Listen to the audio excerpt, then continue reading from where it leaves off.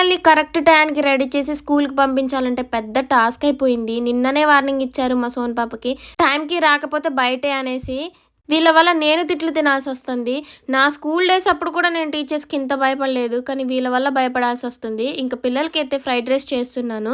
అందులో కొన్ని వెజ్జీస్ అయితే యాడ్ చేశాను. ఇంక మా మోనుగాడు బుక్స్ చూసారు ఇంత ఘోరంగా ఉన్నాయో. నేను డే బై డే చెక్ చేస్తూనే ఉంటాను. కానీ వీళ్ళైతే పెట్టిన బుక్ పెట్టిన దగ్గర ఉంచరు. ఇంకా మా మోనుగాడికి అర్థనయ్యాం. సోను పాప బుక్స్ చూడాలి మీకైతే ఈ చిత్తు కాగితాలా అనిపిచ్చేసింది. అక్కడ ఎవరనుకున్నారు సోను పాప. సోను పాపతో మామూలుగా ఉండదు. సోను పాపకి సోకులు ఎక్కువలే గానీ బుక్స్ మీద ఇంట్రెస్ట్ లేదు. మా మోనుకైతే ఎన్ని నోట్స్‌లు కొనిచ్చినా అవి 2 రోజులలో వాటి అట్టాలు చినిగిపోతాయి. లేకపోతే వాటి వెనక పేజీలైనా, ముందు పేజీలైనా చినిగిపోతాయి.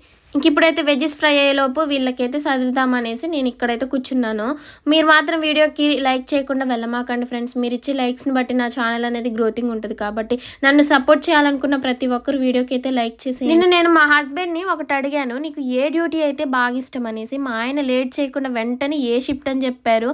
అంటే ఎర్లీ మార్నింగ్ 6:30కి వెళ్ళి 3:30కి అలా వస్తారు. ఎందుకు అని అడిగితే ఆయన చెప్పిన ఆన్సర్‌కి నేను షాక్ అయిపోయినా. ఎందుకంటే పిల్లల్ని రెడీ చేయడం, స్కూల్‌కి పంపించడం ఆ డ్యూటీ నుంచి తప్పించుకోవచ్చంట. ఆయన అలా అనేసరికి నేను షాక్.